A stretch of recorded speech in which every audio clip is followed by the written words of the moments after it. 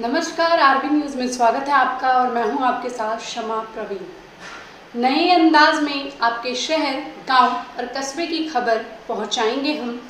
आप तक पहुंचकर आपकी आवाज़ उठाएंगे हम। आपके सरोकार से जुड़ी खबरें भी दिखाएंगे हम। सरकार तक आपकी बात पहुंचाएंगे हम। तो बिहार से जुड़ी छोटी से छोटी खबर जानने के लिए सब्सक्राइब करें आरबी न्यूज़ चैनल। तो अभी मैं आरती मैम के पास में उपस्थित हूँ और इनसे जानने का प्रयास करूँगा कि जितेंद्र सर के इस सराहनीय कार्य को लेकर ये क्या कुछ कहना चाहिए, क्या कहना चाह रहे जितेंद्र सर को लेकर के, किस प्रकार आप लोगों को मोटिवेट किए या कन्विंस किए कि उनके बातों पर आप लोग पूरी तरह से खरा उतर पाए। इस परिवार के जो कार्यकर्ता हैं जितेंद्र सर, उनके बारे में दो शब्द बोलना चाहती हूँ। देखिए, आज के डेट में जो अगर कोई मंत्री का बेटा है तो वो अपने पिता के मंत्री होने का घमंड करता है, अपने धन की बहुतायत पर फूलता है और हम जैसे लोगों को तो कूड़ा कचरा समझते हैं, हम लोग को कूड़ा कचरा समझते हैं, हम लोग को नीच दृष्टि से देखते हैं। लेकिन हम जितेंद्र सर का तारीफ करना चाहेंगे कि उन्होंने जो डीएस परिवार लिखा है, सचमुच वो परिवार के नहीं हम लोग के साथ प्यार करते हैं और उनकी जो फैमिली है इतनी साधारण फैमिली है कि हमें वहाँ ऐसा महसूस नहीं होता कि कोई ऊंच है कोई नीच है।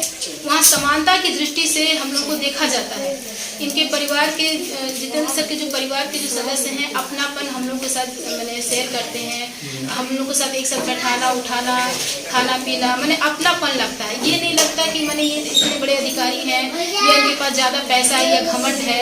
ज़्यादातर आज के डेट में जो पढ़े लिखे व्यक्ति हैं या धनवान व्यक्ति हैं तो हम लोगों को वैल्यू नहीं देते हैं, हम लोग को हमेशा नीचे रखते हैं। लेकिन हम जितेंद्र सर का धन्यवाद करते हैं कि कम से कम हम लोग को जाति धर्म नहीं देखा, इंसानियत के नाते हम लोगों का आदर किया, हमारा आदर सम्मान दिया, उसके लिए मैं उनका आभारी हूँ। अगर जितेंद्र सर आप लोगों से मिले कैसे और आप किस प्रकार मतलब एग्री होगी कि हाँ मैं इसमें पढ़ाने का काम करूँगी? देखिए, हम पहले भी स्वयं ये सवाल मैं इसलिए कर रहा हूँ क्योंकि हर जगह कहीं न कहीं धोखा है। देखिए, पढ़ाई लिखाई में कोई क्या धोखा देगा?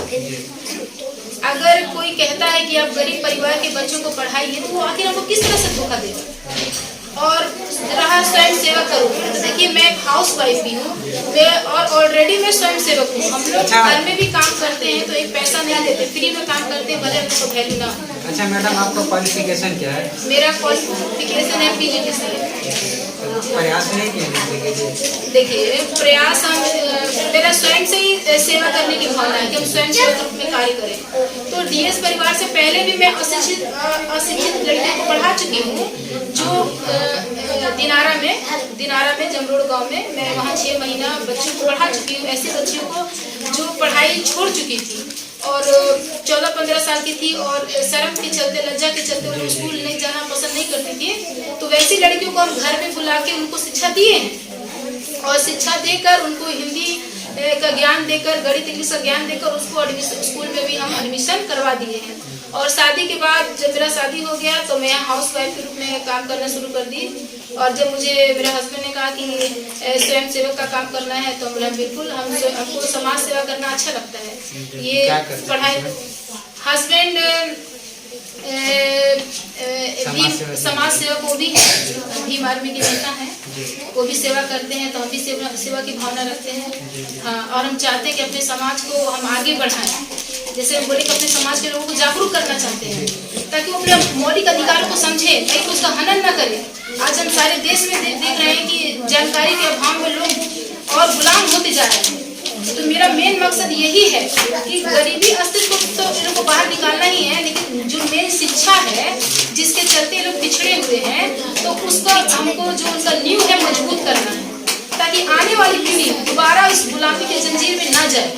तो यही ये तो पहला प्रयास है और कहीं न कहीं सफल नजर आता हुआ आ रहा है।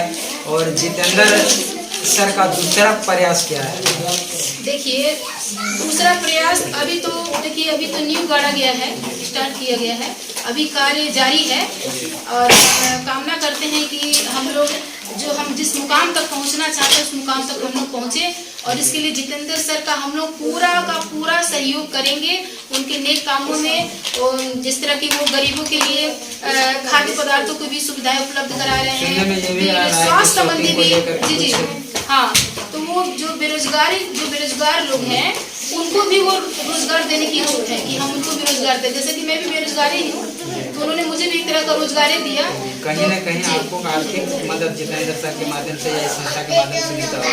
देखिए अभी तो मैं स्वयं सेवक रूप में कार्य कर रही हूँ। अगर मेरा कार्य अच्छा रहा तो जानते हैं मजदूर को उसकी मजदूरी मिलनी चाहिए, और वो बखूबी जितेंद्र सर जानते हैं वो किसी का हक हिस्सा मारना नहीं चाहते हैं। तो मजदूर को उसकी मजदूरी मिलनी चाहिए। अगर उनको ऐसा लगता है कि ये वाकई मेहनत कर रही हैं, बच्चों को इतना प्रयास कर रही हैं, तो खुद उसका प्रतिफल हमको देंगे। तो अभी फिलहाल मेरा काम है बीज बोना, खाद पानी का भी समय है, अभी हमारा बोने का समय है, तो अभी हम लोग बीज बोल रहे हैं, लेकिन कटनी का भी समय आएगा तब तक हम लोग। अच्छा, उनके बातों में कहाँ तक सच्चाई है? क्योंकि बातें तो बहुत सुनने के लिए आ रहा है कि एक संस्था खुलेगा जिसमें निःशुल्क पढ़ाई होगा, एक दुकान खुलेगा, एक अस्पताल खुलेगा। ये बात कहाँ तक सच है? कहीं आसमान में उड़ता हुआ हवा की तरह नहीं ना है? देखिए आज के डेट में तो किसी चीज की गारंटी नहीं है, अपने जीवन की भी गारंटी नहीं है, नेता की भी गारंटी नहीं है, देश की भी गारंटी नहीं है। विश्वास में दुनिया कायम है, और विश्वास ही मेरा मेन बुनियाद है। अगर मेरा विश्वास नहीं तो कुछ भी नहीं है। तो अभी हम विश्वास, हमारा ऐसा विश्वास है, लेकिन निगेटिव सोच नहीं रखनी चाहिए। हमारा ऐसा विश्वास है कि हम समाज सेवा करेंगे, लोगों को जागरूक करेंगे, तो ये हमारा विश्वास है। और वही कह रहे हैं कि अभी तो हम विश्वास में दुनिया कायम है, तो हम लोग हमारा भी जो विश्वास है वो जो सोच के रखे हैं गरीब परिवार के बच्चों के लिए वो पूरा करेंगे।